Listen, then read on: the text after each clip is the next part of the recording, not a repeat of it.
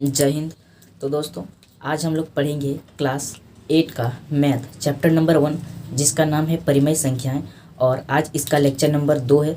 और lecture number 1 में बता दें कि हम लोग उसमें क्या क्या पढ़े थे। लेक्चर नंबर 1 में हम लोग पढ़े थे कि प्राकृतिक संख्या क्या होता है, ठीक है ना। लेक्चर नंबर हम लोग 1 में क्या क्या पढ़े थे, प्राकृतिक संख्या क्या होता है, पूर्ण संख्या क्या होता है, पूर्णांक क्या होता है और परिमेय संख्या पढ़े थे, ठीक है ना। हम लोगों ने लेक्चर नंबर 1 में यहाँ तक पढ़ लिया था, ठीक है ना, जो कि हम लोग बहुत ही अच्छे से उसको पढ़े थे। और जिन्होंने भी वो चैप्टर नहीं पढ़ा, वो लेक्चर नहीं देखें तो जाके वो लेक्चर देख लीजिए और तब यहाँ आगे मतलब बढ़िएगा, ताकि आपको समझने में कोई परेशानी ना हो, ठीक है ना। तो आज का लेक्चर शुरू करते हैं, ठीक है ना। तो चलिए, आज हम लोग को क्या पढ़ना है, तो देखिए आज हम लोग का जो पहला जो टॉपिक पढ़ेंगे हम वो क्या पढ़ेंगे कि परिमेय संख्याओं का गुणधर्म, ठीक है। अब कल को मैं हम लोगों ने पढ़ा था जैसे कि परिमेय संख्या, कोई भी संख्या ले लेते हैं, अगर उसको हम लोग P/Q के रूप में व्यक्त कर पाते हैं तो वो क्या होता है, वो एक परिमेय संख्या होता है, ठीक है ना। तो हम लोग इसी का आज को क्या पढ़ने वाले हैं, इसी का हम लोग क्या पढ़ने वाले हैं, गुणधर्म पढ़ने वाले, ठीक है ना। आज को हम लोग इसका क्या पढ़ेंगे, गुणधर्म पढ़ेंगे, ठीक है। तो चलिए शुरू करते हैं।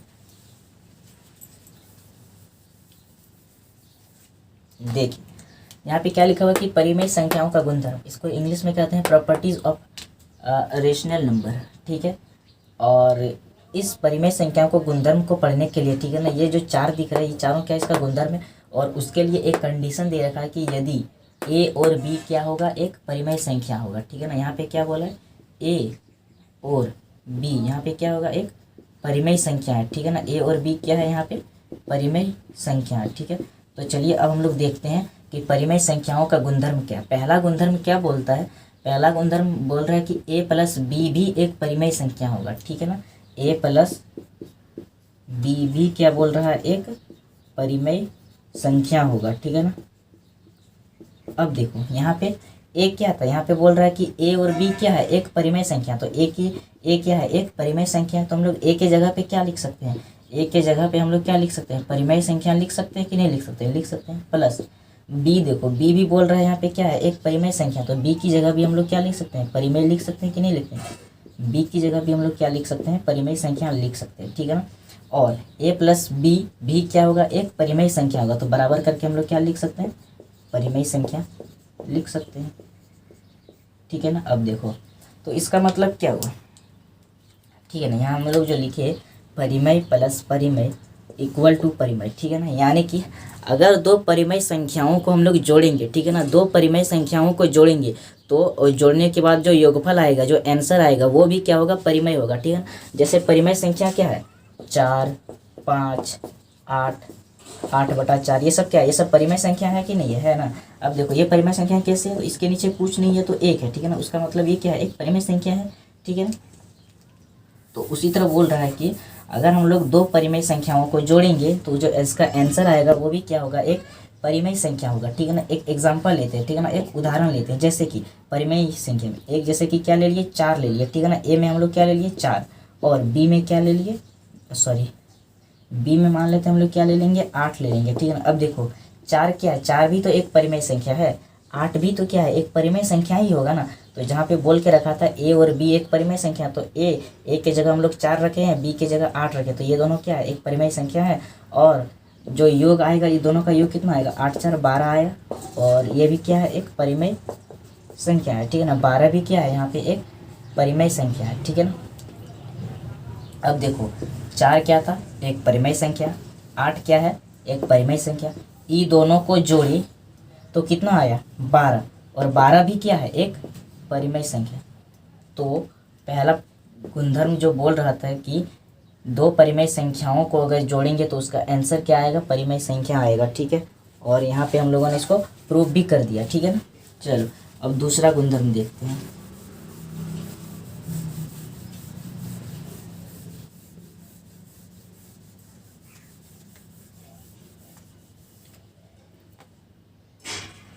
उसी तरह दूसरा गुणधर्म क्या बोल रहा है कि a माइनस बी भी क्या होगा, a माइनस बी भी क्या होगा, तो एक परिमेय संख्या होगा, ठीक है ना।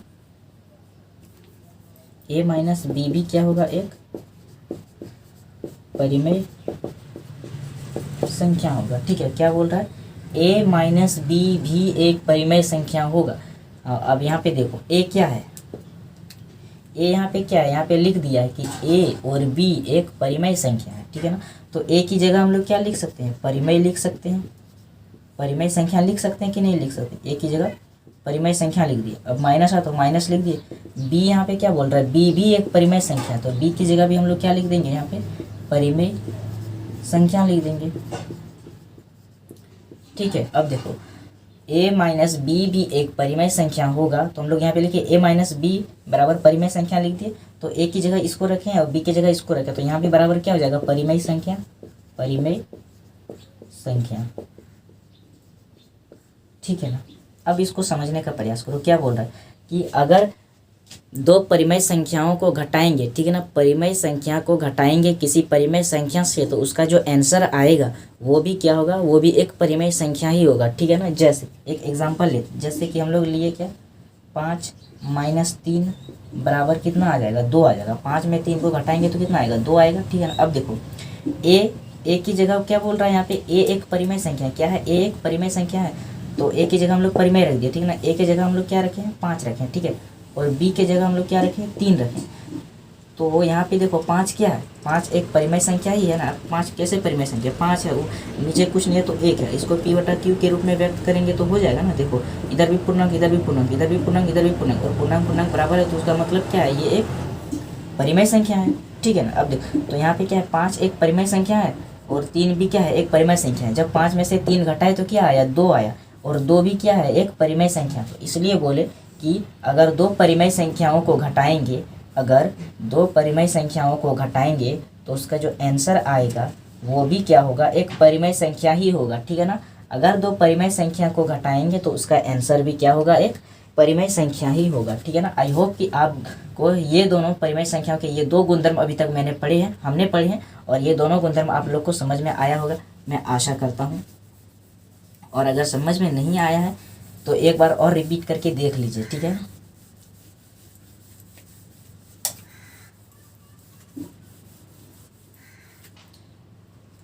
हम लोग पढ़ते हैं नेक्स्ट गुणधर्म, तीसरा गुणधर्म। देखो तीसरा गुणधर्म क्या बोल रहा है, a गुना b भी एक परिमेय संख्या होगा, ठीक है ना। क्या बोल रहा है, a को अगर b से गुना करेंगे तो वो भी क्या होगा, एक परिमेय संख्या होगा, ठीक है ना। अब मैं यहाँ पे परिमेय इंटू परिमेय नहीं लिख रहा है, यानी कि a की जगह हम लोग परिमेय लिख रहे हैं। a, अब देखो यहाँ पे a बोल रहा है क्या, a गुना b भी एक परिमेय संख्या होगा, यानी a, चल बता ही देते, a को अगर हम लोग a क्या बोल रहा है, एक परिमेय संख्या है, ठीक है ना। a यहाँ पे क्या है, परिमेय संख्या, तो a की जगह हम लोग परिमेय संख्या लिख सकते हैं कि नहीं लिख सकते हैं, लिख सकते हैं, परिमेय संख्या गुना b भी क्या है, एक परिमेय संख्या, तो b की जगह भी हम लोग क्या लिख देंगे, यहाँ पे परिमेय लिख देंगे, परिमेय संख्या, ठीक है ना। बराबर क्या आ जाएगा, परिमेय संख्या। अब देखो दो परिमेय संख्या है और इसको गुना करेंगे तो उसका आंसर क्या आएगा, परिमेय संख्या। जैसे एग्जांपल 5 गुना 2 कितना आएगा, 5 गुना 2 करेंगे तो कितना आता है, 10 आता कि नहीं आता, आता। अब देखो 5 क्या है, 5 भी तो एक परिमेय संख्या है, 5 क्या है, एक परिमेय संख्या, और 2 भी क्या है, 2 भी एक परिमेय संख्या है, ठीक है ना। और जब ये दोनों को गुना किए तो कितना आया, 10 आया, और 10 भी क्या है, 10 भी एक परिमेय संख्या है। मतलब अगर दो परिमेय संख्याओं को गुना करेंगे तो उसका जो आंसर आएगा वो भी क्या होगा, परिमेय संख्या ही होगा, ठीक है ना। और आई होप कि ये आपको समझ में आया होगा कि a इंटू बी भी क्या होता है, एक परिमेय संख्या होता है, ठीक है ना। चलो नेक्स्ट गुणधर्म क्या है, तो आई होप आप लोगों को ये 3 गुणधर्म जो है समझ में आ गए होंगे। और हम लोग का जो लास्ट गुणधर्म बचा हुआ है वो क्या बचा हुआ, बोल रहा है कि a बटा b जो है सिर्फ तभी परिमेय होगा जब b नॉट इक्वल टू 0 होगा, ठीक है ना। उसका मतलब क्या है, तो देखो a बटा b, और हम लोग को पता है कि a और b यहाँ पे क्या है, एक परिमेय संख्या है, यानी कि a की जगह हम लोग क्या रख सकते हैं, 5 रख सकते हैं, और b की जगह कुछ भी कोई भी संख्या आप रख सकते हैं। यहाँ पे 8 हम लोग मान लिए रख दिया, ठीक है ना। अब देखो यहाँ पे 5 क्या है, एक परिमेय संख्या है, 8 भी क्या है, एक परिमेय संख्या है, ठीक है ना। तो अगर हम बात करते हैं, ठीक है ना, ये क्या है, एक परिमेय संख्या है, ठीक है। अब जैसे यहाँ पे ले लेते हैं हम लोग 5 बटा 0, ठीक है ना। तो 5 बटा 0 देखो यहाँ पे ये भी पूर्णांक है, ये भी पूर्णांक ही है, लेकिन यहाँ पे बोल रहा है कि a बटा b सिर्फ तभी परिमेय होगा ए बटा बी सिर्फ तभी परिमेय संख्या माना जाएगा जब बी जीरो नहीं होगा। बी मतलब क्या, नीचे वाला। नीचे अगर जीरो हो जाएगा तो उसका मतलब है कि वो परिमेय संख्या नहीं होगा, ठीक है ना। आपको याद रखना, अगर नीचे जीरो आता है, ठीक है ना, किसी के संख्या के अगर वो नीचे जीरो आ रहा है, ठीक है ना, नीचे जीरो आएगा तो वो परिमेय संख्या नहीं होगा। आपको ये हमेशा याद रखना, ठीक है, कि अगर नीचे जीरो होगा, किसी भी संख्या के नीचे जीरो होगा तो वो हमेशा परिमेय संख्या नहीं होगा। जैसे मान लेते हैं ये 5/0 लिए, तो देखो नीचे जीरो है तो इसका मतलब क्या है, ये परिमेय संख्या नहीं है। 6/8 नीचे जीरो है क्या, नहीं है, उसका मतलब ये परिमेय संख्या है। 9/10 नीचे जीरो है क्या, नहीं है, ये तो 10 है, जीरो नहीं है ये, ठीक है ना। 9/10 है तो इसका मतलब क्या हुआ, ये भी एक परिमेय संख्या है।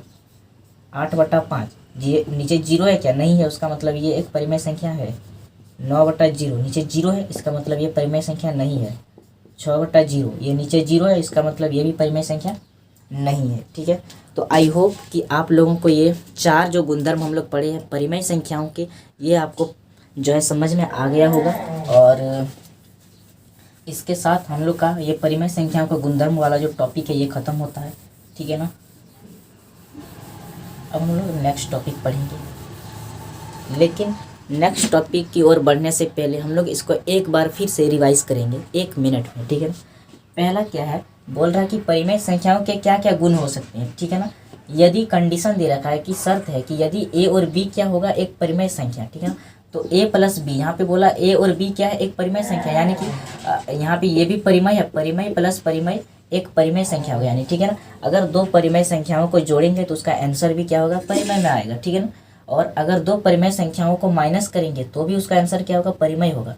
और अगर दो परिमेय संख्याओं को गुना करेंगे तो भी वो आंसर उसका क्या आएगा, परिमेय में ही आएगा, ठीक है ना। लेकिन अगर दो परिमेय संख्याओं को भाग देंगे और अगर नीचे जीरो रहेगा, और अगर नीचे जीरो रहेगा तो वो परिमेय संख्या नहीं माना जाएगा, ठीक है ना। चलो, आई होप अब आप लोगों को समझ में आ गया होगा। अब हम लोग जो है नेक्स्ट टॉपिक की ओर बढ़ते हैं, ठीक है। तो चलिए दोस्तों, अब हम लोग देखते हैं हमारा नेक्स्ट टॉपिक, ठीक है ना।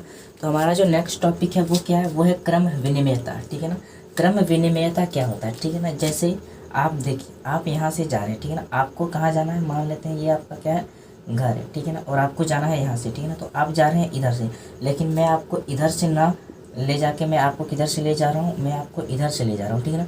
तो देखिए, आप चाहे इधर से जाएँ या चाहे इधर से जाएँ, आपको जाना कहाँ है, आपको तो जाना यहाँ घर ही है ना। तो ठीक है ना। तो देखिए, आपका ये क्रम था पहले और मैंने आपके क्रम को अब चेंज कर दिया, लेकिन आपको अभी भी कहाँ पहुँच रहे हैं, अभी भी आप कहाँ पहुँच रहे हैं, अपना घर ही पहुँच रहे हैं, ठीक है ना। तो यहाँ पे बोल रहा है वही क्या होता है, इसी को क्या कहते हैं, क्रम विनिमयता कहते हैं, ठीक है ना, क्रम विनिमयता। चलिए अब जैसे देखते हैं, पहला क्या है, पहला जो क्रम विनिमयता है ये देखो, हम लोग देखो, अब a प्लस बी को हम लोग क्या लिख सकते हैं, b प्लस ए लिख सकते हैं कि नहीं लिख सकते, हाँ। a प्लस बी को हम लोग b प्लस ए लिख सकते हैं या नहीं लिख सकते हैं। अब जैसे देखिए, 2 + 5 को हम लोग 5 + 2 लिख सकते हैं या नहीं लिख सकते हैं, लिख सकते हैं ना। देखो, पहला ये क्या था, सीधा था, ठीक है ना, ये कैसा था, सीधा था। अब इसके क्रम को क्या कर दिया, इसके क्रम को उल्टा कर दिया है, ठीक है ना। जैसे यहाँ पे 2 + 5 था तो वो उधर जाके क्या हो गया, 5 + 2 हो गया, ठीक है ना। अब देखो, ये दोनों को जोड़ेंगे तो कितना आएगा, 7 आएगा। वहीं ये दोनों को जोड़ेंगे तो क्या आएगा, 7 आएगा। तो देखो, दोनों को जोड़ने पर क्या आ रहा है, 7 आ रहा है। मतलब कि अगर हम इसके क्रम को भी चेंज कर दे रहे हैं, इसके क्रम को अगर हम लोग बदल दे रहे हैं तो भी इसके मान में कोई परिवर्तन आ रहा है क्या, नहीं आ रहा है। दोनों क्या आ रहा है, सेम आ रहा है। तो इसको हम लोग क्या कहते हैं, इसी को क्या कहते हैं, क्रम विनिमयता कहते हैं, ठीक है ना। इसको क्या कहते हैं, क्रम विनिमयता, इसको क्या कहते हैं, क्रम विनिमयता कहते हैं, ठीक है। अब देखो, अब ये जो हम लोग को प्राप्त हुआ है इस प्रकार का क्रम विनिमयता, इसमें हम लोग क्या किए थे, यहाँ पे हम लोग क्या किए थे, जोड़ किए थे ना, ठीक है ना। इस दोनों को हम लोग क्या किए थे, जोड़े थे। तो जब जोड़ते हैं, जब दो संख्या को जोड़ते हैं और उसके क्रम को क्या करते हैं, बदल देते हैं, ठीक है ना, उसके क्रम को क्या करते हैं, बदल देते हैं। तो इस प्रकार के क्रम विनिमयता को क्या कहते हैं, इस प्रकार के क्रम विनिमयता को कहते हैं योग क्रम विनिमयता, विनिमयता, ठीक है ना। इस प्रकार के योग को क्या कहते हैं, क्रम विनिमयता, ठीक है ना, क्रम विनिमयता, मेयता, माफ कीजिएगा यहाँ पे ता छूट गया था तो अभी आप लोग लिख लीजिएगा, ठीक है ना। इस प्रकार के योग को क्या कहते हैं, क्रम विनिमयता कहते हैं, ठीक है ना। योग क्रम विनिमयता, देखो यहाँ पे क्या कहते हैं, योग किए थे, योग a + b का क्या कहते हैं, हम लोग योग किए थे। अब क्रम विनिमयता का मतलब ही होता है कि इसको पलट देना। तो b + a को हम लोग यहाँ पे क्या कर दिए, पलट दिए, तो योग था, इसको पलट दिए, यहाँ भी योग है, तो इसी को क्या बोलते हैं, योग क्रम विनिमयता। ठीक है ना। आई होप कि आपको ये पहला जो योग क्रम विनिमयता का पहला जो पॉइंट है वो आपको समझ में आ गया होगा। अब हम लोग बढ़ते हैं नेक्स्ट पॉइंट की ओर। ठीक है, दूसरा पॉइंट क्या है, दूसरा पॉइंट ए गुना बी को हम लोग क्या लिख सकते हैं, बी गुना ए लिख सकते हैं या नहीं लिख सकते हैं, लिख सकते हैं। मैंने कहा जी सर लिख सकते हैं। अब देखो कैसे इसको लिख सकते हैं, ए की जगह हम लोग कुछ भी संख्या ले लेते हैं, 2 गुना 5 ले लेते हैं। ठीक है ना। अब देखो यहाँ पे एक क्रम था, उसको यहाँ पे क्या कर दिए हैं, बदल दिए हैं। ठीक है ना, इसको क्या किया, बदल दिए हैं, यानी कि पलट दिए हैं इसको ए गुने बी को क्या कर दिए हैं, या बी गुना ए, इसको पलट दिए हैं इस तरह करके। ठीक है ना। तो यहाँ पे जो 2 गुना 5 था वो भी क्या हो जाएगा, पलट जाएगा, और इधर हो जाएगा 5 गुना 2। अब ये दोनों को गुना करेंगे तो क्या आ जाएगा, 10 आ जाएगा। वहीं ये दोनों को गुना करेंगे तो भी 10 आएगा। देखो ठीक है ना। तो ये दोनों का भी मान कितना आ रहा है, इसका भी मान 10 आ रहा है, इसका भी मान 10 आ रहा है। यानी कि देखो जब ये दोनों संख्या को गुना किए और 10 आ रहा है। ठीक है। और जब ये दोनों को पलट करके गुना किए, ये दोनों को जब हम लोग पलट दिए और उसके बाद गुना किए तो भी क्या आ रहा है, 10 ही आ रहा। तो इसी को हम लोग क्या कहते हैं, इसी को कहते हैं क्रम विनिमयता। ठीक है ना। इसको क्या कहते हैं, क्रम विनिमयता कहते हैं। ठीक है ना। इसको क्या कहते हैं, क्रम विनिमयता। ठीक है ना। अब देखो यहाँ पे क्या था, यहाँ पे गुना करके जो हम लोग इस क्रम विनिमयता को सॉल्व किए हैं, ये क्रम विनिमयता को किससे सॉल्व किए हैं, गुना करके। तो इस प्रकार के क्रम विनिमयता को क्या बोलेंगे, इस प्रकार की क्रम विनिमयता को बोलेंगे गुणन क्रम विनिमयता, गुणन क्रम विनिमयता। ठीक है। आई होप कि आपको ये समझ में आ गया होगा। और इसके बाद वाला पॉइंट हम लोग देखते हैं। ठीक है, देखो इसके बाद वाला पॉइंट क्या है, तीसरा नंबर है। ठीक है ना। ये तीसरा में क्या है, ए माइनस बी है और not equal to B minus A है। अब देखो ए माइनस बी है तो हम लोग इसको क्या किया है, क्रम विनिमय कर दिए। इसका क्या कर दिया, ए माइनस बी का क्या कर दिया, क्रम विनिमय कर दिया, यानी कि इसको क्या कर दिया, पलट दिए, तो बी माइनस ए हो गया। ठीक है। अब हम लोग इसको कैसे लिख सकते हैं, ए की जगह पे हम लोग मान लेते हैं कोई कोई संख्या ले लेते हैं, 5 ले लिए, इधर 2 ले लिए। ठीक है ना। अब यहाँ पे इसका सिंबल क्यों लगाई है ये आपको अभी पता चल जाएगा। अब देखो इसको जब हम लोग उधर पलट देंगे तो क्या हो जाएगा, यहाँ पे हो जाएगा 2 माइनस 5 हो जाएगा, होगा कि नहीं। अब 5 में 2 जाएगा तो कितना बचेगा, 3 बचेगा। ठीक है ना। और 2 में 5 जाएगा तो कितना बचेगा, -3 बचेगा। क्या जब हम लोग ए माइनस बी का क्रम विनिमय किए, मतलब जब हम लोग ए माइनस बी को पलट दिए और बी माइनस ए कर दिए, और जब दोनों को सॉल्व किए तो क्या संख्या दोनों को और बराबर आ रहा है, क्या दोनों और संख्या बराबर आ रहा है, नहीं आ रहा है। बोलेंगे आप, क्या बोलेंगे कि नहीं आ रहा है, दोनों और संख्या बराबर नहीं आ रहा है। तो इसका क्या मतलब हुआ, इसका मतलब है कि ये क्रम विनिमयता सही नहीं है। ठीक है ना। ये क्या हो गया, क्रम विनिमयता नहीं है, क्रम विनिमयता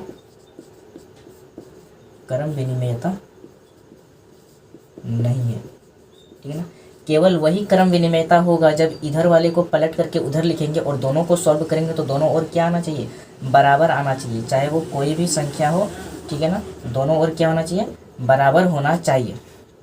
अब देख, और यहाँ पे हम लोग का क्या हुआ, जब हम लोग ए माइनस बी को क्रम विनिमय किया, यानी कि इसको जब पलट करके बी माइनस ए लिखे और इसमें कोई हम लोग मान रखे, नंबर माने, संख्या माने 5 माइनस 2, और इधर जब इसको पलट दिए तो इधर क्या हो गया, 2 माइनस 5, और 5 में 2 या 3 बचा, जबकि 2 में 5 गया, -3 बचा।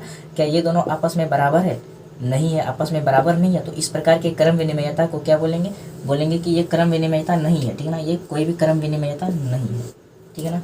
यानी कि यहाँ से हम लोग के पास क्या निकल के आया कि अगर कहीं पे माइनस वाला होगा साइन, ठीक है ना, कहीं पे अगर माइनस वाला साइन होगा, इसको हम लोग हिंदी में क्या बोलते हैं, हिंदी में इसको कहते हैं अवकलन। ठीक है ना। अवकलन, माइनस को क्या कहते हैं, अवकलन कहते हैं। ठीक है। सॉरी, अवकलन नहीं कहते हैं, इसको हिंदी में कहते हैं व्यवकलन, व्यवकलन। ठीक है ना। माइनस को हिंदी में क्या कहते हैं, गणित की भाषा में कहते हैं व्यवकलन। ठीक है ना। अब देखो, तो जब हम लोग ए माइनस बी को बी माइनस ए लिखे तो ये दोनों आपस में बराबर नहीं आया, तो इस प्रकार को हम लोग बोलेंगे कि ये क्रम विनिमयता नहीं है। तो जब ये क्रम विनिमयता नहीं है तो इसको हम लोग किस प्रकार लिखेंगे कि व्यवकलन, व्यवकलन का क्रम विनिमयता नहीं होता है। ठीक है। क्या नहीं होता, देखो व्यवकलन का मतलब क्या होता है, माइनस, ये घटा है। ठीक है ना। व्यवकलन का मतलब क्या होता है, माइनस, और इसका क्या नहीं होता है, क्रम विनिमयता नहीं होता है। यानी कि अगर कहीं साइन पे माइनस है और इसको क्रम विनिमयता करेंगे, मतलब क्या, इसको उल्टा कर देंगे, b माइनस ए कर देंगे, ठीक है ना, और b माइनस ए किए तो उसके बाद क्या हुआ, आंसर जो है दोनों तरफ अलग अलग आया। तो हम लोग यहाँ पे बोल दिए क्रम विनिमयता नहीं है, तो इसलिए हम लोग यहाँ पे लिख दिए क्या, कि व्यवकलन का क्रम विनिमयता नहीं होता है, ठीक है ना। आई होप ये भी आपको समझ में आया होगा। अब एक लास्ट पॉइंट बचा हुआ है, इसको भी जल्दी से जल्दी क्लियर कर लेते हैं।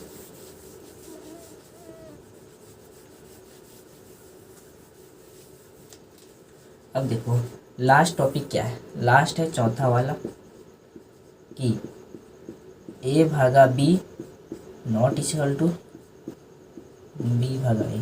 ये देख के तो आप समझ गए होंगे कि ये भी दोनों क्या होगा, बराबर नहीं होने वाला, ठीक है ना। जैसे कि हम लोग इधर कोई भी संख्या मान लेते हैं, इसका मतलब क्या होता है, भाग होता है, ठीक है ना। आपको याद रखना है कि अगर कोई संख्या इस तरह रहेगा, a बटा b के रूप में रहेगा, ठीक है ना, तो इसका मतलब भी क्या होता है, इसका मतलब होता है ये क्या है, भाग में है, ठीक है ना। अगर कोई संख्या इस तरह रहेगा तो इसका मतलब भी क्या है, ये भाग में है, ठीक है ना। अगर कोई संख्या इस तरह रहेगा, इसका मतलब ये क्या है, कि वो एक भाग में है, ठीक है ना। यहाँ पे a भी लिखे हैं, इसके जगह कोई संख्या हो सकता है, ठीक है ना। अब देखो a भागा b, हम लोग a की जगह क्या मान लेते हैं, कोई संख्या 2 मान लेते हैं, ठीक है ना, और भाग देते हैं b में कोई संख्या 6 मान लेते हैं, ठीक है ना। और जब इसका क्रम विनिमय करेंगे, जब a भागा b को पलट देंगे तो क्या होगा, b भागा a हो जाएगा। उसी तरह जब इसको पलट देंगे तो यहाँ पे क्या हो जाएगा, 6 भागा 2 हो जाएगा, होगा कि नहीं होगा। अब देखो इसका मतलब क्या होता है, भाग होता है। 2 को हमको किससे भाग देना है, 6 से भाग देना है। जब हम लोग 2 को 6 से भाग देंगे तो क्या होगा, 2 तिया 6, यानी कि कितना बार में कट रहा है, 3 बार में। तो इसका आंसर क्या आ गया, 3 आ गया, ठीक है ना। और जब इधर सॉल्व करेंगे, यहाँ पे देखो 6 को भाग देना है 2 से, ठीक है ना। जब हम लोग 6 को 2 से भाग देंगे तो कट रहा है, नहीं कट रहा है, इसलिए एक 0 देंगे, फिर पॉइंट देंगे, 0 देंगे, और 6 तिया कितना आ रहा है, 18 आ रहा है, 2 आ रहा है, नहीं कट रहा है। अब एक पॉइंट दिए हैं तो 0 लिए हैं, फिर 6 तिया 18 किया। अब इसी तरह करते क्या है, 3 3 3 3 चलते जाएगा, ठीक है। तो यहाँ पे हम लोग क्या लिख देंगे, 0.33 लिख देंगे, ठीक है ना। अब देखो क्या दोनों साइड बराबर है, ध्यान से देखिए, क्या दोनों साइड बराबर है। आप बोलेंगे नहीं, तो इसका मतलब क्या है, ये भी क्रम विनिमयता नहीं है, ठीक है ना। ये क्या है, क्रम विनिमयता नहीं है, क्रम विनिमयता नहीं है। क्यों क्रम विनिमयता नहीं है, क्योंकि ये दोनों साइड क्या है, बराबर नहीं है। और हम लोग पढ़े कि अगर कोई भी जो है संख्या क्रम विनिमयता में होगा, जब उसको पलटेंगे तो वो तभी क्रम विनिमयता होगा जब दोनों साइड क्या होना, जब दोनों साइड वो बराबर होगा। लेकिन हम लोग यहाँ देख रहे हैं कि ये तो दोनों साइड बराबर है ही नहीं, इसका मतलब है कि ये क्रम विनिमयता नहीं है। इसका मतलब क्या हुआ, कि यहाँ से भी एक निष्कर्ष क्या निकला, कि भाग का भी क्रम विनिमयता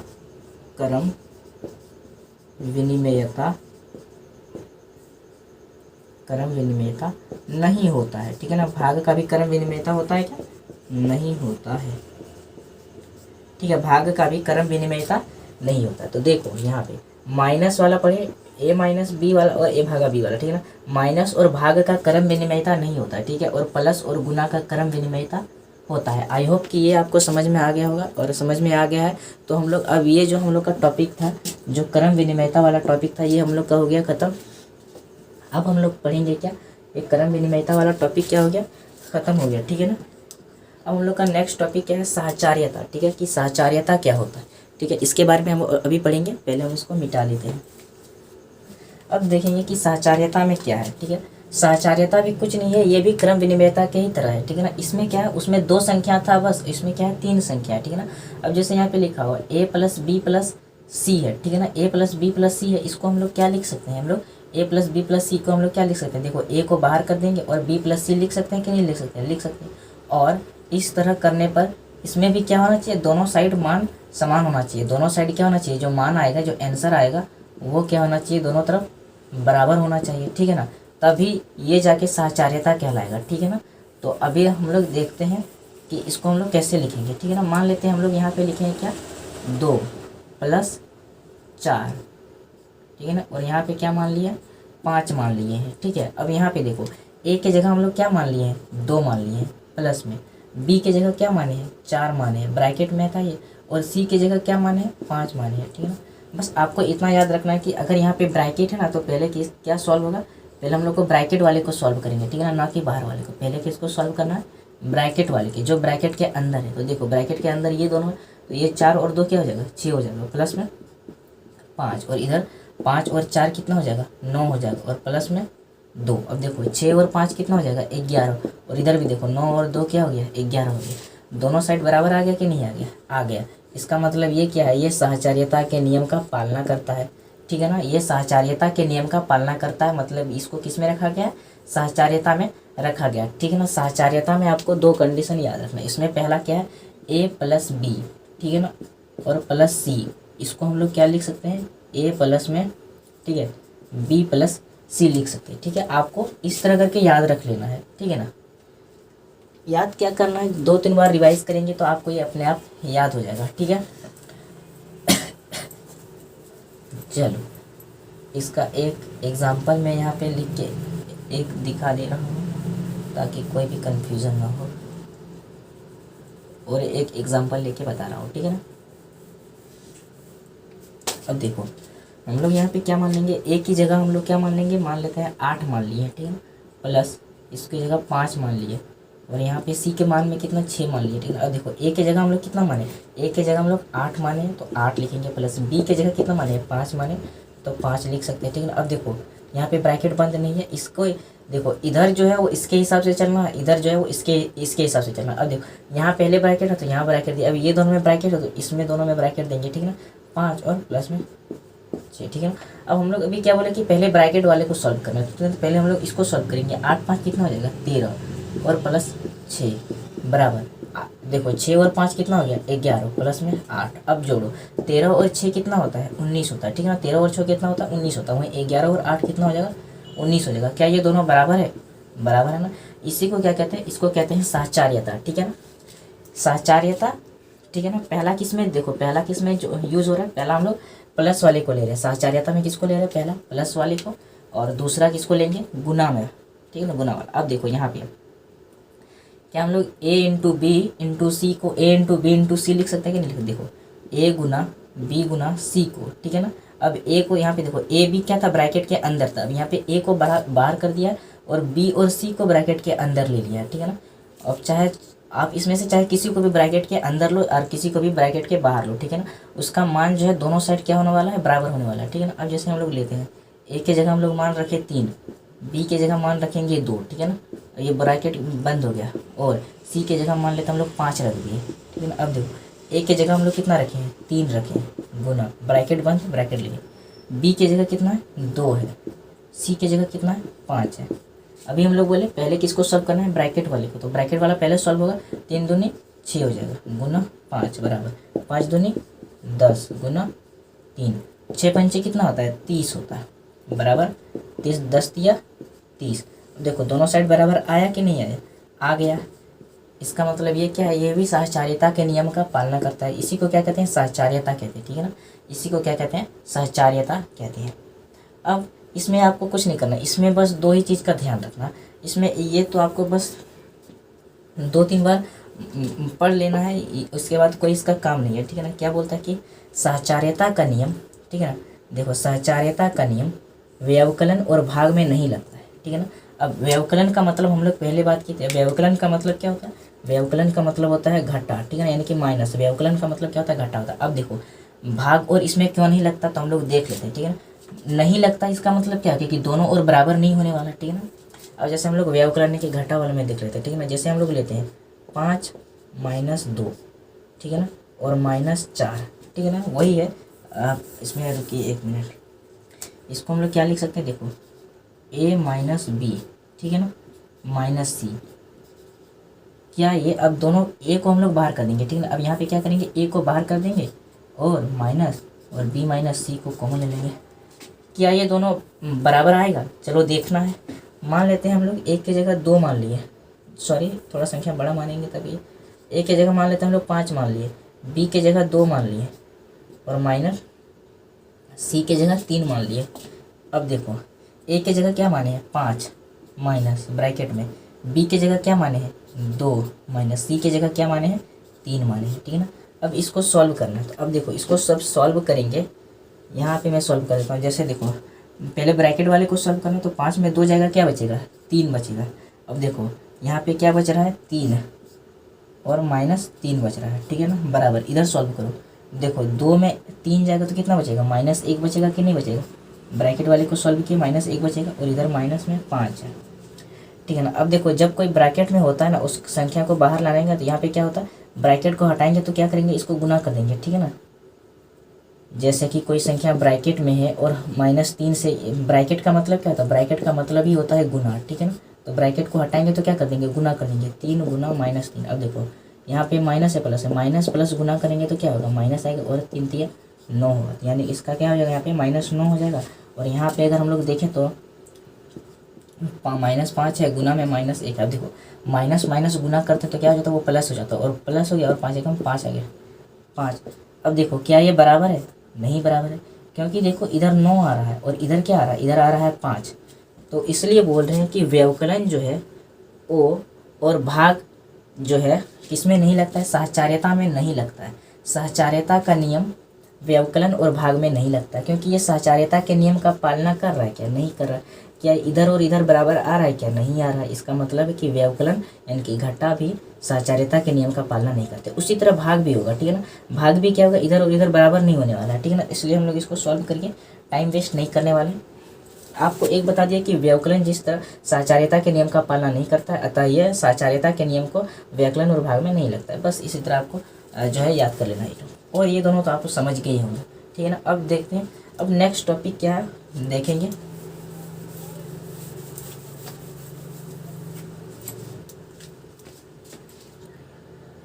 चलिए अब देख रहे हैं नेक्स्ट टॉपिक।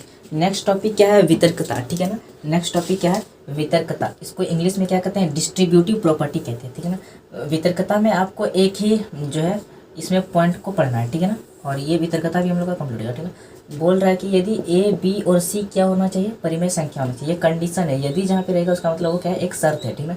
यदि ए बी और सी क्या है, एक परिमेय संख्या है तो, ठीक है ना।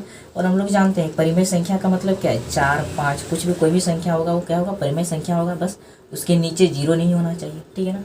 तो देखो ए, अब देखो यहाँ पे a प्लस बी प्लस सी है, तो इसको हम लोग ए बी प्लस ए से लिख सकते हैं कि नहीं लिख सकते। हम लोग पीछे मैंने अभी आपको बताया कि जहाँ पे ब्रैकेट होता है उसका मतलब क्या होता है, गुना होता है, ठीक ना। ब्रैकेट का मतलब क्या है, गुना है, ठीक ना। और ए जो है ब्रैकेट के अंदर जितना भी संख्या होगा सबसे गुना होगा, ठीक ना। ए जो है यहाँ पे मतलब ए जो है वो बी से भी गुना है और सी से भी गुना है। तो इसको हम लोग क्या लिख सकते हैं, ए बी, ए गुना बी, ए बी हो गया, और प्लस का साइन है तो प्लस ए गुना सी, ए सी लिख सकते हैं कि नहीं लिख सकते हैं। जैसे मान लेते हैं यहाँ पे हम लोग लिखते हैं 2x + 4 ले रहे हैं, ठीक है ना। और तो अब हम लोग को इसको ये करना, ठीक ना। तो ये जो 2 है वो x के साथ भी गुना है और ये जो 2 है वो 4 के साथ भी गुना। तो कैसे करेंगे, 2 गुना x 2x, प्लस का साइन है प्लस 2 गुना 4 8, ठीक है ना। इस तरह का होता है, ठीक ना। इसी को क्या कहते हैं, इसी को कहते हैं वितर्कता। इसको क्या कहते हैं, वितर्कता, डिस्ट्रीब्यूटिव प्रॉपर्टी कहते हैं, ठीक है ना। और एक एग्जांपल लेते हैं, जैसे 5 2 + 8, ठीक है ना। अब देखो इसको हम लोग क्या इस तरह नहीं लिख सकते हैं। देखो ये जो 5 है ये 2 के साथ भी गुना है और 8 के साथ भी गुना है, तो क्या होगा, 5 गुना 2 क्या हो जाएगा 10, और 5 गुना 8 क्या हो जाएगा, जोड़ 5 गुना 8 क्या हो जाएगा 40 होगा कि नहीं होगा, ठीक है ना। उसी तरह यहाँ पे लिखना है, ठीक है ना। जैसे अब यहाँ पे ये दोनों गुना में है, ठीक है ना, ये दोनों क्या है, गुना है। तो मैंने यहाँ पे जैसे इसको एक मिनट, जैसे 2 + 8 को सॉल्व करना, तो हमने इस रूप में ना लिखकर डायरेक्ट हम लोग क्या करते हैं, गुना कर दिए थे, ठीक है ना। जैसे कि अब देखिए 5 गुना 2 पहले लिखेंगे, 5 गुना 2 जोड़ 5 गुना 8, ठीक है ना। 8 ये क्या है, इस कंडीशन में है कि नहीं है। तो ये दोनों को जोड़ देंगे, हल कर देंगे तो क्या होगा, 5 दूनी 10 हो जाएगा, प्लस 8 पंचे 40, आया कि नहीं आया, ठीक है ना। यानी कि हम लोग इसको ये लिख सकते हैं कि नहीं लिख सकते हैं, लिख सकते हैं। इसी को क्या कहते हैं, वितर्कता कहते हैं, ठीक है ना। इसको क्या कहते हैं, वितर्कता कहते हैं। इसके लिए एक कंडीशन है कि ए बी और सी क्या होना चाहिए, परिमेय संख्या होना चाहिए। अब देखो ए बी और सी मैंने जितना भी एग्जाम्पल में लिया है वो सब क्या है, एक परिमेय संख्या ही तो है। देखो 2 क्या है, एक परिमेय संख्या है, ठीक है ना। अब बात करते हैं x, तो x हमने बोला था कुछ भी उसके नीचे अगर कुछ नहीं है तो उसका मतलब यहाँ पे 1 है, और इसको हम लोग p/q के रूप में लिख सकते हैं, ठीक है ना। और यहाँ पे बस q क्या नहीं होना चाहिए, 0 नहीं होना चाहिए। अब देखो ये दोनों, इसका मतलब ये क्या है, एक परिमेय संख्या तो है, ये भी परिमेय संख्या है, ये भी परिमेय संख्या है, ये भी परिमेय संख्या है, ठीक है। हम लोग जितना भी एग्जाम्पल ये सब परिमेय संख्याएं का ही लिए हैं, ठीक है ना। इसी को क्या कहते हैं, वितर्कता कहते हैं। आई होप कि ये वितर्कता आपको समझ में आ गया होगा। चलिए अब देखते हैं नेक्स्ट टॉपिक। नेक्स्ट टॉपिक क्या है, नेक्स्ट टॉपिक में हम लोग यहाँ पे पहले लिखे कि इसमें दो चीज़ पढ़ना है एक ही साथ, ठीक है ना। एक पढ़ना है योज्य तत्समक और दूसरा पढ़ना है गुणात्मक तत्समक, ठीक है ना। और दोनों को मैंने एक साथ लिख दिया है, आप लोग देख लीजिए। पहले योज्य तत्समक और इधर लिखे हैं गुणात्मक तत्समक, ठीक है ना। अब ये दोनों क्या होता है इसको हम लोग समझने का प्रयास करेंगे, ठीक है ना। चलिए देखिए, पहला यहाँ पे क्या होता है कि योज्य तत्समक क्या होता है, शून्य होता है। और दूसरा परिमेय संख्याओं के लिए योज्य तत्समक शून्य होता है। ये दोनों बात जो है वो एक ही है, बस आपको सिर्फ समझ जाएंगे, इसके बाद पता चल जाएगा कि ये जो दोनों लिखा हुआ है वो कुछ नहीं है, सिर्फ एक ही है, ठीक है ना। अब देखो ए में हम लोग क्या जोड़ेंगे कि हम लोग को ए ही प्राप्त हो जाएगा, ठीक है ना। ए में हम लोग क्या जोड़ेंगे कि ए हम लोग को प्राप्त हो जाएगा। तो हम लोग नहीं बोल सकते कि सर अगर हम लोग ए में 0 जोड़ देंगे तो हम लोग को ए प्राप्त हो जाएगा। बोल सकते कि नहीं बोल सकते, बोल सकते हैं। इसलिए यहाँ पे लिखा गया है कि योज्य तत्समक शून्य होता है, ठीक है ना। योज्य तत्समक क्या होता है, शून्य होता है। या फिर परिमेय संख्याओं के लिए योज्य तत्समक शून्य होता है। यानी कि योज्य तत्समक का क्या मतलब है, देखो योज्य तत्समक, योज्य तत्समक का मतलब क्या होगा, यही होता है कि ऐसी संख्या, ठीक है ना। देखो जैसे कि यहाँ पे ए है तो ए को ए में क्या जोड़ेंगे कि हम लोग को वापस ए प्राप्त हो जाएगा, ठीक है ना। इसी को क्या बोलते हैं, योज्य तत्समक है। तो हम लोग अगर ए में 0 जोड़ेंगे तो हम लोग को ए नहीं प्राप्त हो जाएगा ना प्राप्त। इसलिए इसी को क्या कहते हैं, योज्य तत्समक कहते हैं, ठीक है। अब जैसे ए में हम लोग कोई संख्या लेते हैं, ठीक है ना। जैसे 5 में हम लोग क्या जोड़ेंगे कि हम लोग को वापस से 5 प्राप्त हो जाएगा। तो बोलेंगे नहीं कि सर हम लोग यहाँ पे 0 जोड़ देंगे तो हम लोग को 5 प्राप्त हो जाएगा, ठीक है ना। 6 में क्या जोड़ेंगे कि हम लोग को 6 ही प्राप्त हो जाए। बोलेंगे कि सर 0 जोड़ने पर हम लोग को 6 प्राप्त हो जाएगा। तो इसलिए बोल रहा है। और यहाँ पे देखो 5, 6 ये सब क्या है, ये सब परिमेय संख्या ही तो है ना, ठीक है ना। ये सब क्या है, परिमेय संख्या ही तो। इसलिए यहाँ पे बोला है कि परिमेय संख्याओं के लिए जो शून्य होता है वो क्या होता है, एक योज्य तत्समक होता है, ठीक है ना। शून्य क्या है, एक योज्य तत्समक है, ठीक है ना। आई होप कि ये समझ में आ गया होगा।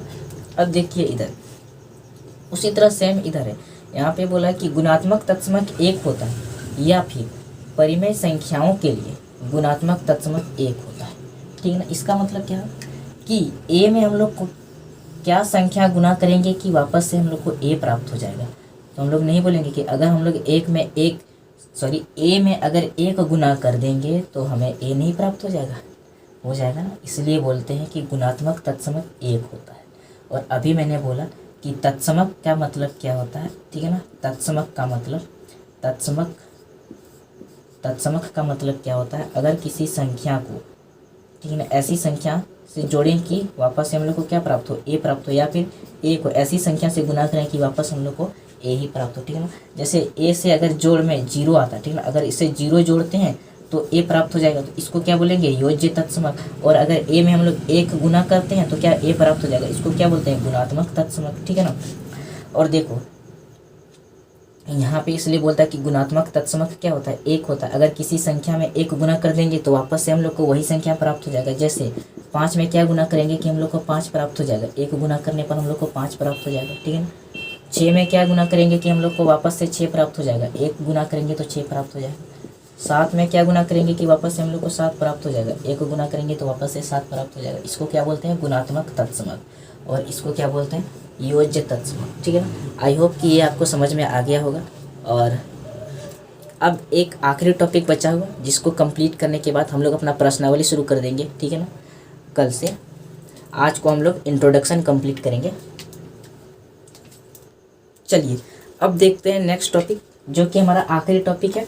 इसके बाद हम लोग का ये चैप्टर का इंट्रोडक्शन ख़त्म हो जाएगा और कल से हम लोग जो है इसका प्रश्नावली स्टार्ट कर देंगे, ठीक है ना। तो लास्ट टॉपिक हम लोग जल्दी से देख लेते हैं। देखिए लास्ट टॉपिक में भी 2 चीज़ में इसमें पढ़ना है। पहला पढ़ना है योज्य प्रतिलोम और दूसरा पढ़ना है गुणात्मक प्रतिलोम, ठीक है ना। अब देखो योज्य प्रतिलोम क्या होता है, ठीक है ना। तो योज्य प्रतिलोम क्या होता है, योज्य प्रतिलोम वो संख्या होती है जिसको मूल संख्या के साथ योग करने पर योगफल 0 प्राप्त होता है, ठीक है ना। योज्य प्रतिलोम वो संख्या होती है जिसको मूल संख्या के साथ योग करने पर योगफल क्या होता है, 0 प्राप्त होता है, ठीक है ना। प्रतिलोम का मतलब पहले तो आप समझ लीजिए कि प्रतिलोम का मतलब क्या होता है। प्रतिलोम का मतलब होता है उल्टा, ठीक है ना। योज्य का मतलब क्या होता है, उल्टा करके जोड़ना, ठीक है ना, उल्टा करके जोड़ना, ठीक है ना। योज्य प्रतिलोम का मतलब क्या हो गया, उल्टा करके जोड़ना, किसको, मूल संख्या को, ठीक है ना। जैसे अब देखो हम लोगों ने लिया 3 लिया, ठीक है ना।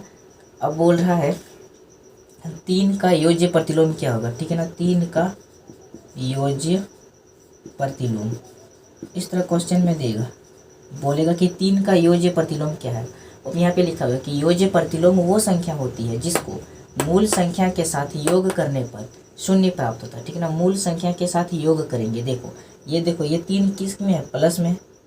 अब इसको हम लोग किसके साथ योग करेंगे कि जो है ये शून्य आ जाएगा, ठीक है ना, शून्य आ जाएगा।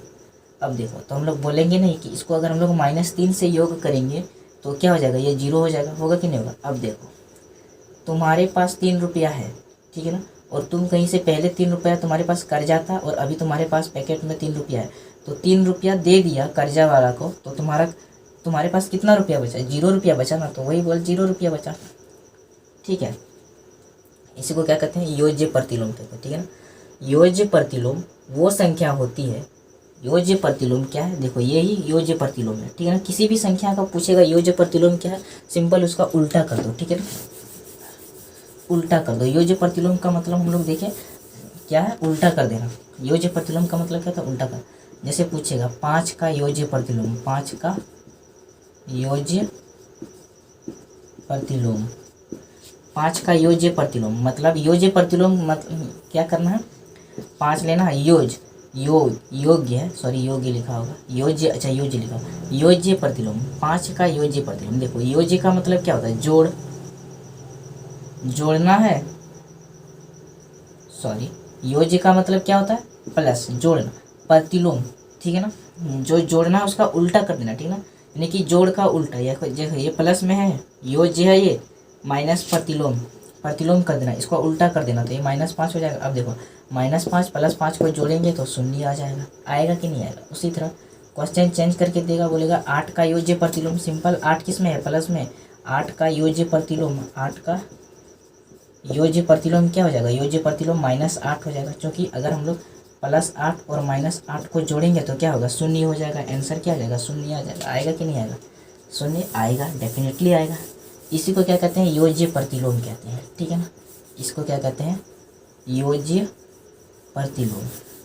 अब देखो क्वेश्चन तो इस प्रकार से देगा नहीं, ठीक है ना, क्वेश्चन इतना आसान देने वाला है नहीं, ठीक है। क्वेश्चन किस प्रकार देगा, क्वेश्चन देगा इस प्रकार, बोलेगा कि 5/8 का योज्य प्रतिलोम का योज्य प्रतिलोम क्या होगा, ठीक है ना। बताना है कि 5/8 का योज्य प्रतिलोम क्या होगा। तो देखो ये किस में है, प्लस में है, तो 5/8 किस में है, प्लस में है, तो इसका हम लोग क्या करेंगे, 5/8 का जो योज्य प्रतिलोम होगा क्या करेंगे, इसको माइनस में कर देना, बस सिंपल क्या करना है, माइनस में कर देना, ठीक है ना। अगर किसी का भी योज्य प्रतिलोम पूछेगा तो वो अगर प्लस में है तो उसको माइनस में कर देना, अगर वो माइनस में है तो उसको प्लस में कर देना, ठीक है ना। जैसे यहाँ पे 5/8 किस में था, प्लस में था, और उसका योज्य प्रतिलोम पूछा था तो हमने क्या किया, माइनस कर दिया, यहाँ पे क्या लगा दिया, सिर्फ माइनस लगा दिया। अब देखो 5/8 है, माइनस में 5/8 है। अब सिंपल में आपको भिन्न का जोड़ तो आता होगा, 8 क्या आ जाएगा, यहाँ पे 8 एलसीएम आ जाएगा। अब देखो नीचे सेम है तो ऊपर वाला वही रह जाएगा, ठीक है ना। अब देखो 5 में 5 क्या आ जाएगा, 0 आ जाएगा, 0/8। अब किसी भी संख्या को 0 से भाग देते तो क्या आता है, वो 0 ही आता है। या फिर अगर आपको उतना सॉल्यूशन नहीं करना है तो यहाँ पे देखो ये प्लस, ये क्या है, प्लस में है, और ये क्या है, माइनस में है, तो प्लस और माइनस कट नहीं जाएगा इधर से। इस तरह करके यहाँ पे हम लोग का आंसर क्या आ गया, 0 आ गया, ठीक है ना। इसी को क्या कहते हैं, योज्य प्रतिलोम कहते हैं, ठीक है ना। इसको क्या कहते हैं, योज्य प्रतिलोम कहते हैं। अब यहाँ पे लिखा हुआ है कि 0 एक ऐसा नंबर है जो खुद ही योज्य प्रतिलोम है, ठीक है ना, खुद ही योज्य प्रतिलोम है, इसको समझना। 0 एक ऐसा नंबर है जो खुद ही योज्य प्रतिलोम है, ठीक है ना। अब योज्य प्रतिलोम में हम क्या करते हैं, हम लोग उसको सॉल्व करके उसका आंसर क्या लाते हैं, 0 लाते हैं, उल्टा पुल्टा करके कुछ भी करके उसका जो आंसर आता है उसको 0 आना चाहिए योज्य प्रतिलोम में। तो कह नहीं सकते कि 0 खुद ही एक योज्य प्रतिलोम है, कह सकते हैं कि नहीं कह सकते, इसलिए यहाँ पे लिखा हुआ है 0 एक ऐसा नंबर है जो खुद ही योज्य प्रतिलोम है, ठीक है ना। यहाँ तक समझ में आ गया। अब बढ़ते हैं गुणात्मक प्रतिलोम क्या। अब देखो गुणात्मक प्रतिलोम क्या होता है। गुणात्मक प्रतिलोम वो संख्या होती है जिसको मूल संख्या के साथ गुना करने पर क्या प्राप्त होगा, 1 प्राप्त होगा, ठीक है ना। अब देखो ये मान लेते हैं हम लोग का क्या है, मूल संख्या है, ठीक है ना, ये क्या हम लोग का मूल संख्या है। अब इसमें हम लोग क्या गुना करेंगे, क्या गुना करेंगे कि हम लोग को एक प्राप्त होगा, एक प्राप्त होगा। ध्यान रखना, ए नहीं प्राप्त होगा, यहाँ पे क्या प्राप्त होगा, एक प्राप्त होगा। तो हम लोग कह नहीं सकते कि अगर हम लोग ए यहाँ पे गुना कर रहे हैं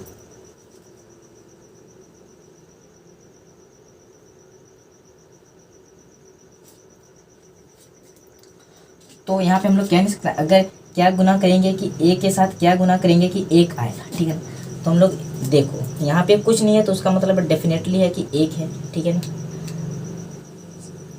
या फिर उसको हटाओ, चलो अब देखो ए, यहाँ पे देखो ए है, प्रतिलोम का मतलब क्या है, सिंपल, दोनों में प्रतिलोम है। प्रतिलोम का मतलब क्या है, उल्टा कर देना, ठीक है, उल्टा कर देना। अब देखो ए है तो नीचे कुछ नहीं है तो क्या है, एक है, तो जब इसको गुना करेंगे तो ये ऊपर जा जाएगा, ठीक है ना, एक बटा ए हो जाएगा।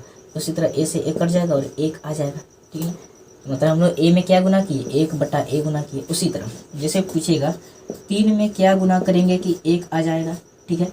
क्वेश्चन इस तरह नहीं पूछेगा, क्वेश्चन पूछेगा कि 3 का गुणात्मक प्रतिलोम क्या है। क्वेश्चन किस प्रकार होगा, गुणात्मक प्रतिलोम बताओ, 3 का गुणात्मक प्रतिलोम क्या है। तो देखो 3 के नीचे क्या है, कुछ नहीं है, उसका मतलब क्या है, एक है, ठीक है ना। अब गुना किससे गुना कर देंगे, तो देखो 3 बटा 1 है ना, तो उसको पलट दो, ठीक है ना, 1 बटा 3 कर दो। और यहाँ पे एक मत दिखाओ, ठीक है ना, क्योंकि एक नहीं है तो क्या दिखाएंगे। बस हम लोग को हम तो जानते हैं कि कुछ नीचे कुछ नहीं होता, एक होता, तो जब इसको उल्टा करेंगे तो 1 बटा 3 ना हो जाएगा।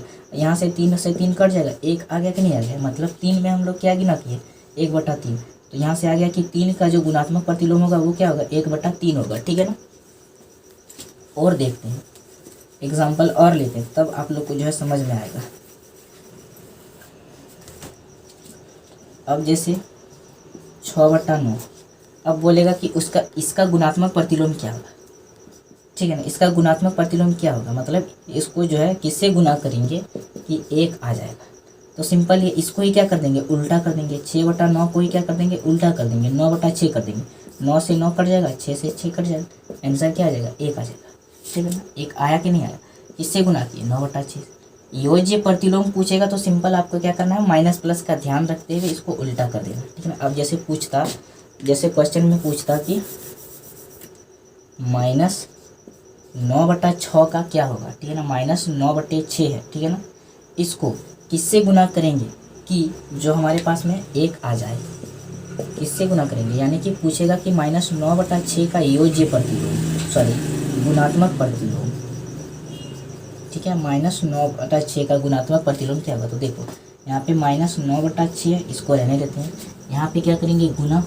अब इसको पलट देंगे, ठीक है ना। तो पलट देंगे तो यहाँ पे देखो माइनस है, तो माइनस एज इट इज यहाँ पे भी लिख देना, ठीक है ना। और इसको उल्टा कर देना, 6/9/6 है तो उसको 6/9 कर देना। अब देखो 6 से 6 कट जाएगा, 9 से 9 कट जाएगा, एक बार में कट रहा है, एक बार में कट रहा है। देखो माइनस माइनस गुना करते हैं तो क्या होता है, प्लस होता है, ठीक है। तो -1 गुना -1 क्या हो जाएगा, एक एकम एक, और माइनस माइनस प्लस हो जाएगा, ठीक है ना। तो एक आया कि नहीं आया, आ गया। तो इसलिए आपको बोल रहे हैं कि माइनस प्लस का भी खास ध्यान रखिए, ठीक है। अब देखो इस प्रकार का काफ़ी बार क्वेश्चन पूछा गया है, ठीक है ना। आपको जो है कन्फ्यूज करने के लिए इस प्रकार का क्वेश्चन दे सकता है। वो क्वेश्चन क्या है, तो पहले चलो देखते हैं। क्वेश्चन ये है कि -5/-8 का योज्य प्रतिलोम। ध्यान से देखना, ये क्वेश्चन में क्या बोल रहा है, इसका योज्य प्रतिलोम क्या होगा। तो देखो पहले तो देखो ये दोनों में माइनस है, तो माइनस और माइनस क्या होता है, ऊपर नीचे है तो माइनस माइनस कट जाता है, ठीक है ना, और प्लस बन जाता है, ठीक है, प्लस बन जाता है। अब देखो अब यहाँ पे क्या है, अब देखो अब देखेंगे तो सिंपल क्या है, 5/8 है। अब 5/8 का योज्य प्रतिलोम, तो इसको क्या करेंगे, ये देखो ये प्लस में है तो इसको हम लोग माइनस में, इसका योज्य प्रतिलोम क्या होगा, 5/8 का योज्य प्रतिलोम -5/8 हो जाएगा, ठीक है ना, -5/8 हो जाएगा। अब देखो 5/8 -5/8 करेंगे तो क्या होगा, कट जाएगा ना, ये प्लस वाला और माइनस वाला कट के क्या आ जाएगा, 0 आ जाएगा। 0 आया कि नहीं आया। और हम लोग को यही बोला था कि योज्य प्रतिलोम में क्या आना चाहिए, शून्य प्राप्त होना चाहिए। शून्य हम लोग को प्राप्त हुआ। उसी तरह इसमें भी पूछ सकता है, सेम यही क्वेश्चन इसमें भी उठा के ला दिया। बोलेगा कि -5/-8 है, इसका गुणात्मक प्रतिलोम बताओ। क्या बताना है, गुणात्मक प्रतिलोम, ठीक है। गुणात्मक प्रतिलोम बताएंगे। तो पहले तो अगर ऊपर नीचे माइनस है तो वो कट जाता है और क्या बन जाता है, प्लस बन जाता है, ठीक है। अब देखो 5/8 यहाँ पे क्या बन गया, प्लस बन गया। अब इसको सिंपली से पलट देना है, 8/5 कर देना। अब 8 से 8 कट गया, 5 से 5 कट गया, क्या आ जाएगा, 1 आ जाएगा। सिंपल देखो, 5 एकम 5, 8 एकम 8, 1 एकम 1 आ गया, ठीक है ना। गुना किया तो क्या आ गया, 1 आ गया। अब देखो नीचे नीचे 1 लिखने से कोई फायदा नहीं, क्योंकि सब जानता है कि अगर नीचे कुछ नहीं होता तो 1 ही होता, तो इसको क्यों लिखेंगे, ठीक है ना। तो यहाँ हमारा जो टॉपिक है वो सब टॉपिक कंप्लीट होता है इंट्रोडक्शन का। और कल से हम लोग जो है इसका प्रश्नावली 1.1 का क्वेश्चन आंसर करेंगे, ठीक है ना। और आप लोगों ने अच्छे से अगर जो है सबको टॉपिक को पढ़ा है, सब टॉपिक को पढ़ा है अच्छे से, तो मैं आपको भरोसा दिलाता हूँ कि आपका जो प्रश्नावली 1.1 में जितना भी क्वेश्चन है, ठीक है ना, उसमें से आपको समझने में ज़रा सी भी परेशानी नहीं होगी, ठीक है। ज़रा से भी परेशानी नहीं होने वाली है, उसको आप देखते ही बना सकते हैं। हालांकि 1-2 क्वेश्चन ऐसा होगा जिसको थोड़ा बनाने में परेशानी होगी, लेकिन बहुत सारे क्वेश्चन ऐसा होगा जो आप खुद से भी बना सकते हैं, ठीक है। तो आई होप कि आज का ये लेक्चर आपको अच्छा लगा होगा। और आप अभी तक हमारे टेलीग्राम चैनल में नहीं जुड़े हैं। टेलीग्राम में हम लोग का 2 चैनल है, ठीक है। पहला है डाउट ग्रुप का, दूसरा है मेन चैनल। मेन चैनल में हम लोग अपना नोट्स डालते हैं, मैं खुद डालता हूँ उसमें नोट्स जो पढ़ाता हूँ। उसके बाद DPP यानी कि डेली प्रैक्टिस पेपर, प्रैक्टिस करने के लिए आपको कुछ क्वेश्चन देता हूँ जो मैंने पढ़ाए हैं, ठीक है। और डाउट ग्रुप में आप कुछ भी डाउट हो सकता है आपका, वो आप पूछ सकते हैं। आपका कुछ भी डाउट है, ठीक है ना, तो आप पूछ सकते हैं, ठीक है ना। तो अभी तक नहीं जुड़े हैं तो जाके जुड़ जाइए। उसका जो लिंक है वो आपको डिस्क्रिप्शन में मिल जाएगा, दोनों चैनल का लिंक डिस्क्रिप्शन में है। तो अभी जाइए, जाके जुड़ जाइए और पहला वहाँ से अपना नोट्स लीजिए, अपना नोट्स तैयार कीजिए। और कुछ भी डाउट है तो आप पूछिए जाके, ठीक है ना। अब मिलते हैं कल को। जय हिंद।